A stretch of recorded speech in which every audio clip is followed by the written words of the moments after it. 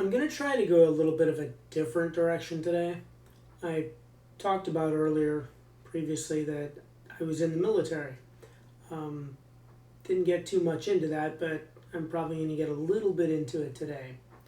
Um, Years ago, many years ago, it kind of shows you how old I've become, I was a counterintelligence agent in the Army.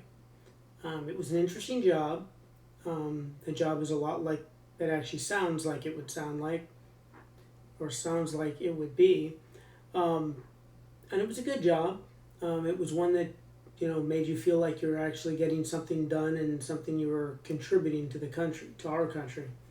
Um, they sent me to Korean language school, the Defense Language Institute. So I learned Korean, and after I learned Korean, they sent me to Korea or South Korea. And so when I got there, I worked in kind of like we worked for, I don't know the best way to describe it, but we worked for a military intelligence unit, but we were kind of like an offshoot of them because we dealt with counterintelligence and they generally didn't deal with that. So quite often they really didn't like us because they had no idea what we were doing and we couldn't tell them what we were doing. And we were located way off the deep end on part of the post that we were stationed at. And so we rarely even saw anybody in our actual unit besides anybody that was in counterintelligence. Well, anyway, one of the things that happens when you serve in this position is, and this happens on the weekends, is sometimes you're chosen to be what's called the officer of the day. And so basically what would happen is they'd have a phone that would be brought to your room where you actually slept. They'd be unplugged from wherever it was before, but plugged into our room. And then if something happened of significance that required one of the agents to actually respond to, the phone would ring, and whoever was in charge of sending out agents would contact us and send us out. So you'd get these calls every now and then. I'd say not every weekend, but you get them every now and then. And so one of the ones I got was like in the middle of the night, woke me up and said, yeah, there's a situation happening. We'll be sending you out by vehicle. Your vehicle will be picking you up. So you've got about 15 minutes to get ready and then get going. So it's not just me that goes. We have what's called Korean augments to the United States Army, KATUSAs, and they're Korean soldiers that are assigned to the United States Army, and so usually that person goes with me. Quite often, if they weren't picking me up like they were this situation, one of our enlisted people would come by and drive the two of us there. So anyway, so this particular situation drove us really close to the DMZ.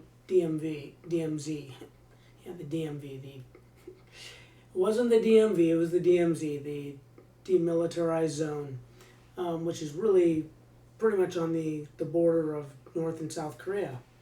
And quite often when we would get sent out to these different missions, it would be because, somebody made a mistake and drove a tank over the border, or drove a Jeep over the border, or walked over the border.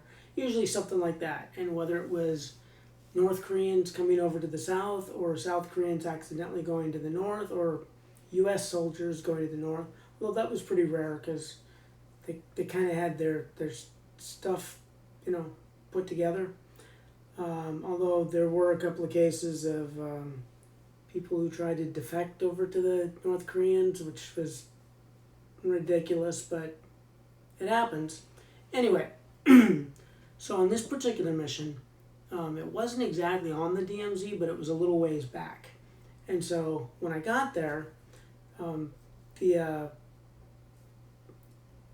the senior military attaché for the United States came over to me and said that this was a different kind of a situation because supposedly one of the Korean soldiers had reported a UFO. And so I, just like anybody else would do, I kind of laughed. But no, they were serious. So I went out to talk to this soldier who had actually, or it was a couple of soldiers actually, who had actually seen something in the sky and wanted to report it. So I should mention one of the bonuses of the position that I was in was my Katusa, the Korean augment. His job was to translate anything from the South Korean army. And the funny part of that is I already spoke Korean. And so we made a habit of not telling anybody that.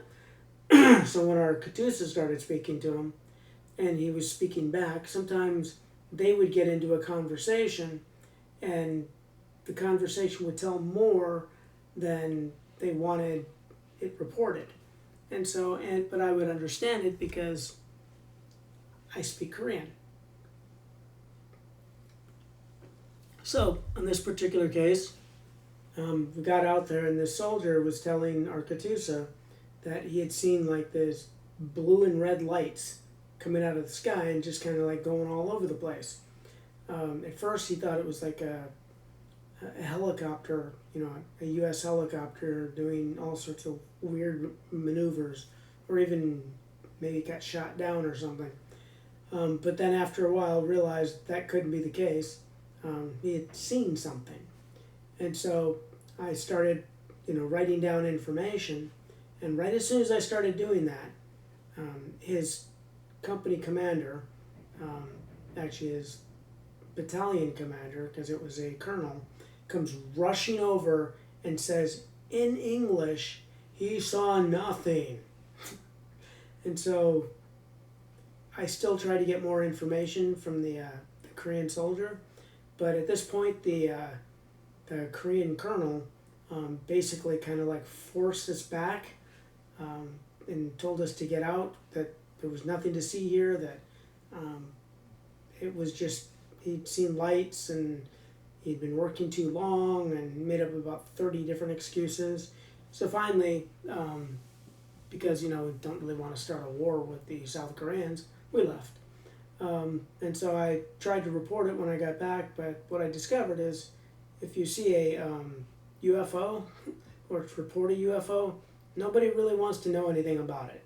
So that was my story of seeing a UFO while I was in the Army. Well, I didn't see it, but having to have one reported to me, and unfortunately that's all I got.